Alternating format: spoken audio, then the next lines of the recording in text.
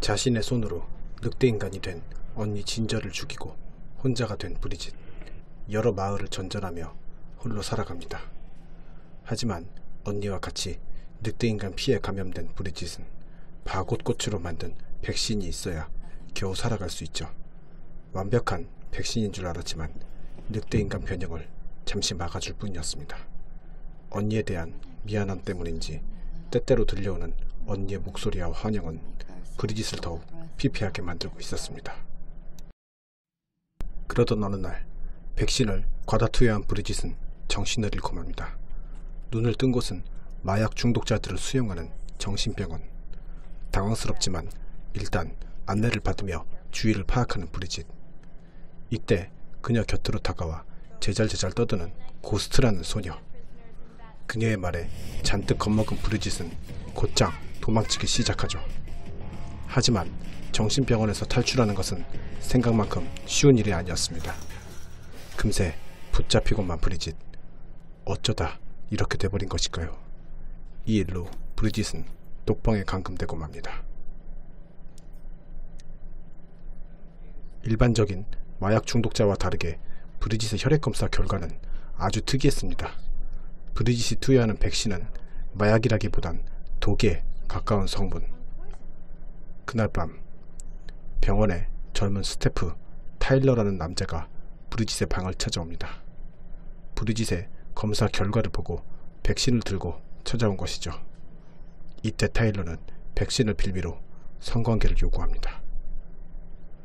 넘어갈 법도 하지만 단칼에 거절해버리는 브리짓.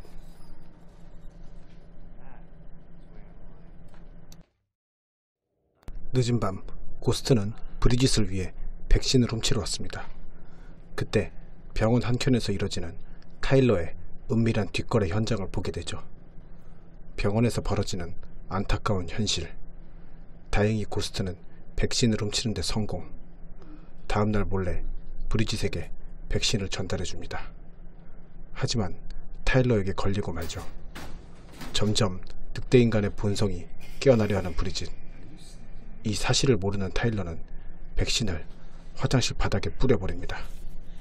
정말 더럽지만 브리짓은 어쩔 수 없이 화장실 바닥을 핥아야 하죠. 백신을 마음대로 구하지 못하는 브리짓은 병원 탈출을 계획합니다. 고스트가 아는 길을 통해 함께 탈출을 계획하죠. 고스트의 계획은 화장실에 있는 환풍구를 통해 탈출하는 것. 함께 사라지면 의심받을 수 있기 때문에 브리짓이 먼저 이동하기로 합니다. 환풍구는 사람 한 명 지나가기에도 벅차 보이지만 가냘픈 체구를 가진 덕에 브리짓은 조금씩 앞으로 나아가기 시작하죠. 돌아 나온 곳은 오래되어 쓰이지 않는 또 다른 병동. 그때 어디선가 들려오는 야릇한 소리. 타일러와 수감자의 마약을 빌미로 한 뒷거래 현장. 다행히 금세 돌아가는 타일러. 다른 여성 수감자와 만나긴 했지만 마약을 하느라 브리짓이 탈출하는 것에 큰 관심이 없어 보입니다. 약에 취해 괴물을 봤다며 헛소리를 하는 그녀. 그때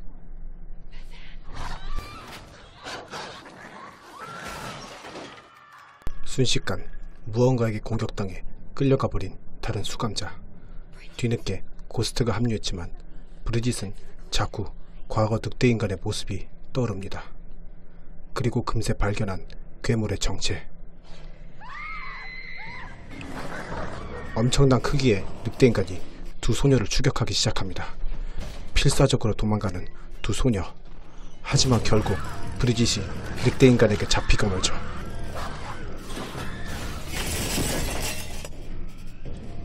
쓰러진 브리짓에게 다가오는 늑대인간. 그때 다시 돌아온 고스트의 기지로 두 소녀는 가까스로 다시 도망치기 시작합니다.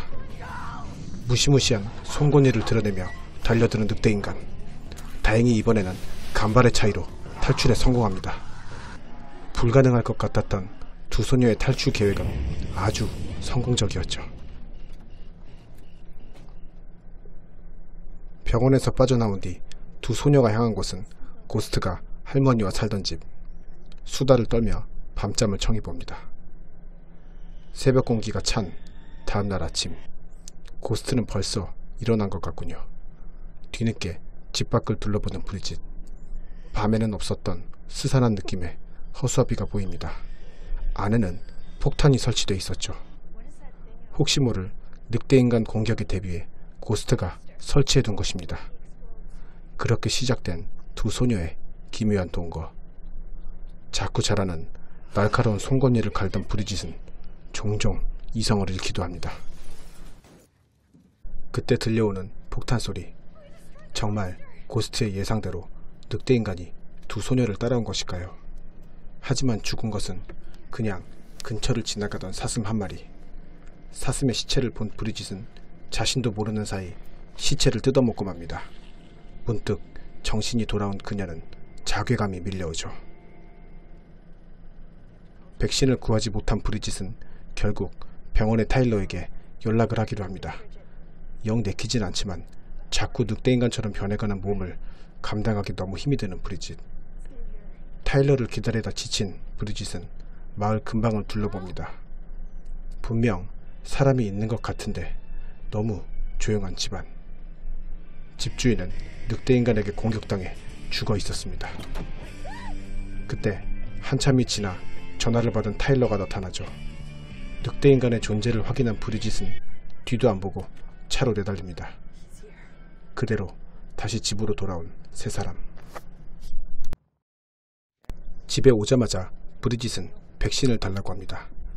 조금만 더 있단 정말 늑대인간이 될 것 같거든요. 그런데 뭔가 평소와 느낌이 너무 다릅니다. 백신을 맞자 갑자기 괴물처럼 변하기 시작하는 왼팔. 갑작스런 상황에 당황하는 세 사람. 다행히 잠시 후 왼팔의 발작이 점점 잦아듭니다. 타일러는 발작 후 축 늘어진 브리짓을 침대로 옮겨두려 하죠. 그때 돌변하는 브리짓의 눈빛. 자신도 모르게 강한 욕정을 느낀 브리짓은 타일러에게 키스를 퍼붓기 시작합니다. 그 순간 보이는 언니 진저의 환영. 언니를 보고 나서야 제정신으로 돌아온 브리짓. 이제 더 이상 백신이 효과가 없는 것일까요? 무언가에 이끌리듯 세 사람이 있는 곳으로 향하는 어딘가 익숙한 실루엣. 정신을 차린 브리짓은 고스트를 찾아 헤맵니다. 다락방 한켠에 몸을 잔뜩 웅크린 채 온몸을 떨고 있는 고스트. 개벌은 난 못 준다고. 아무래도 타일러가 고스트를 강간한 것 같군요. 분노를 참지 못한 브리짓은 가위를 든 채 타일러에게 다가갑니다. 고스트의 복수를 하려던 것 같은데 갑자기 발전기 고치는 것을 도와달라 말하죠. 브리짓의 요청대로 발전기로 향하는 타일러. 그리고 브리짓은 뭔가 결심이라도 한 듯 문을 닫아버리죠.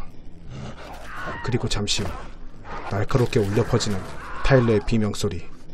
갑자기 나타난 늑대인간이 타일러를 끌고 숲속으로 들어가 버립니다. 그리고 이 모든 광경을 무표정하게 지켜보는 고스트. 영화 진저스냅의 후속편 진저스냅2입니다. 전작에 비해 그나마 화려해진 늑대인간의 퀄리티와 여러가지 특수 효과들이 영화 보는 맛을 더해주죠. 하지만 개인적으로 느낀 건 스토리라인이 너무 복잡하고 사회 부조리 등 그저 생각 없이 볼 수 있던 B급 영화 감성에서 너무 복잡해진 기분이 들기도 합니다.